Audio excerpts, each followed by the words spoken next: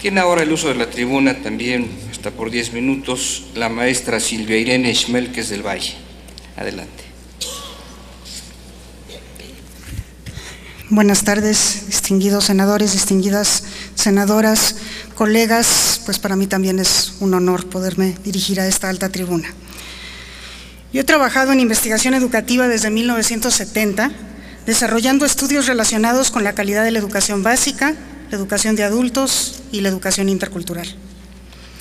Mi primera investigación en 1971 fue una evaluación de las escuelas radiofónicas de la Tarahumara.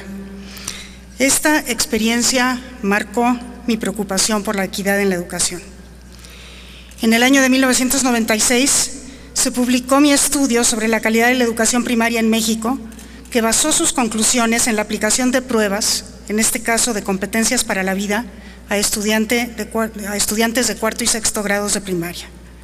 Ahí pudimos dimensionar por primera vez la enorme desigualdad en los resultados de la educación primaria en nuestro país. Entre 2001 y 2007 fui coordinadora general de Educación Intercultural y Bilingüe de la SEP, desde donde intenté definir políticas para ofrecer una educación cultural y lingüísticamente relevante a los indígenas a todos los niveles educativos y a toda la población una educación con enfoque intercultural. Participé en el equipo de transición en materia educativa que convocó el entonces presidente electo Vicente Fox.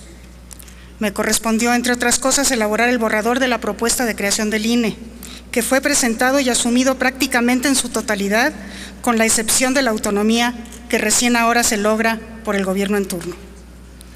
Fui miembro del Consejo Técnico del INE entre 2002 y 2008 y nuevamente entre 2010 y 2012, por lo que he seguido de manera muy cercana su trayectoria y he sido parte de la misma.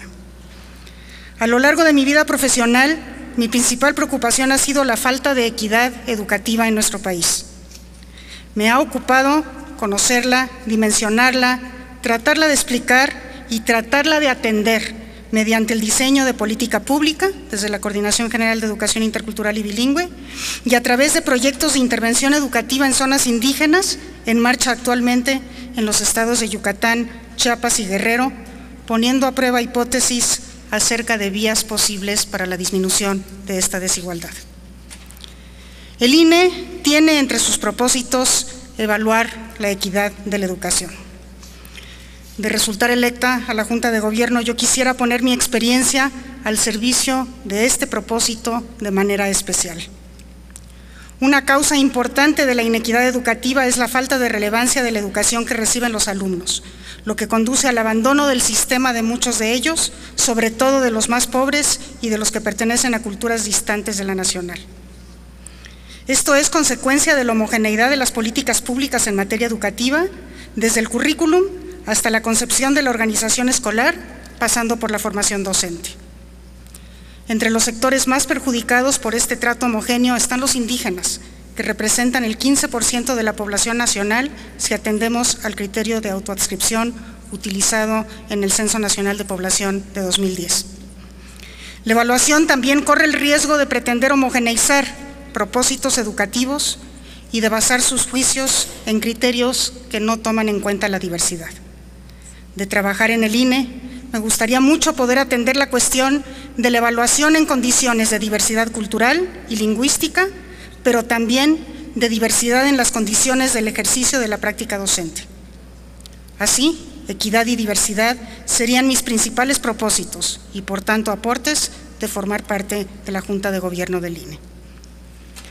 La evaluación formativa de docentes ha sido también una de mis preocupaciones recientes.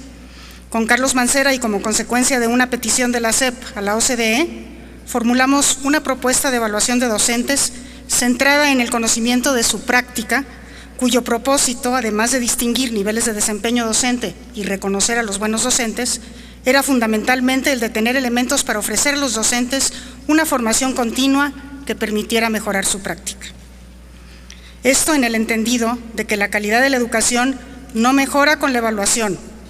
Esta sin duda dimensiona el problema y señala diferencias y brechas, pero la calidad de la educación más bien mejora como consecuencia de la transformación de la práctica docente.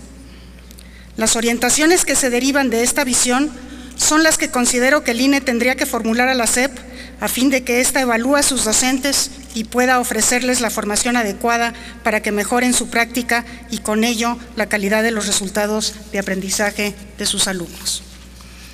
Desde la perspectiva de la gestión, una de las prioridades que yo asumiría de trabajar en el INE sería la definición colegiada de la mejor forma de defender y aprovechar la oportunidad histórica que le da la autonomía.